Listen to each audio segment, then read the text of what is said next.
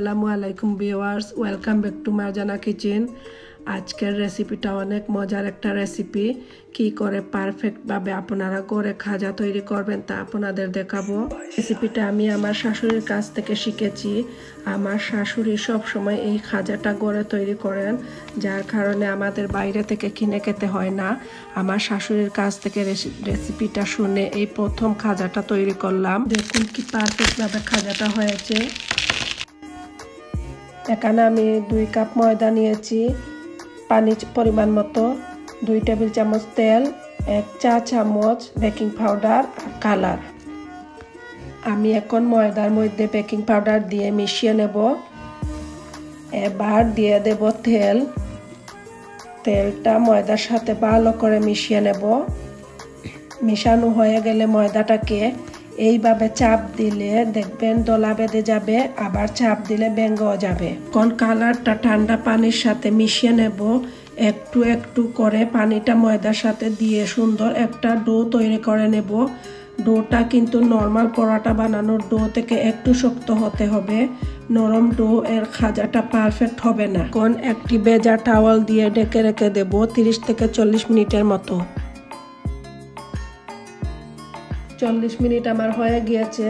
এখন হাত দিয়ে এইভাবে রোল করে নিয়ে কেটে নেব। টুকরোগুলো এভাবে ঢেকে রাখবো।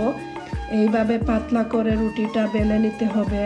রুটিটা যত পাতলা হবে খাজাটাও ততটা পারফেক্ট হবে। একটু ময়দা রুটির দুপাশে লাগিয়ে এইভাবে ভাঁজ করে নেবেন। এইভাবে 7-8টা বানানো হয়ে গেলে তেলে ভেজে নেব। খাজাটা বেলে বেশিক্ষণ রাখা যাবে না, বেশিক্ষণ রাখলে এটা ফুলে উঠবে না।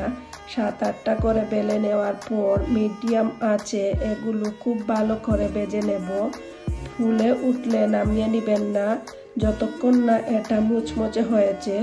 খুব ভালো করে নাড়াচাড়া করবেন, তাহলে খাজাগুলো ফুলে উঠবে।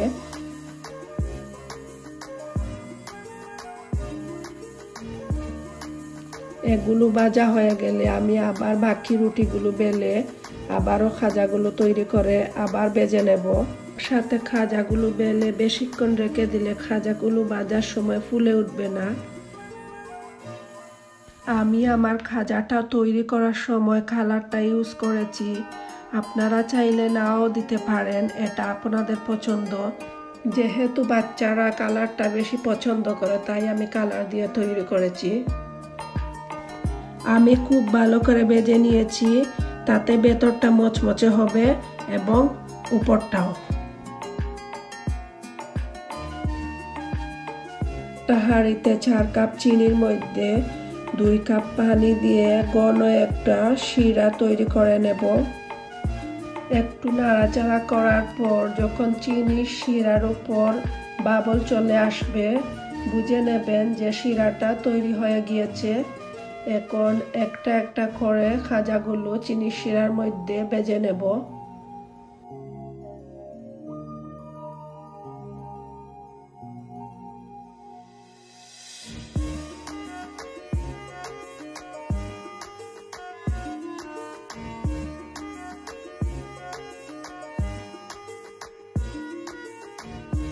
আমার রেসিপিটা ভালো লাগলে অবশ্যই লাইক, শেয়ার আর সাবস্ক্রাইব করতে ভুলবেন না। Thank you for watching.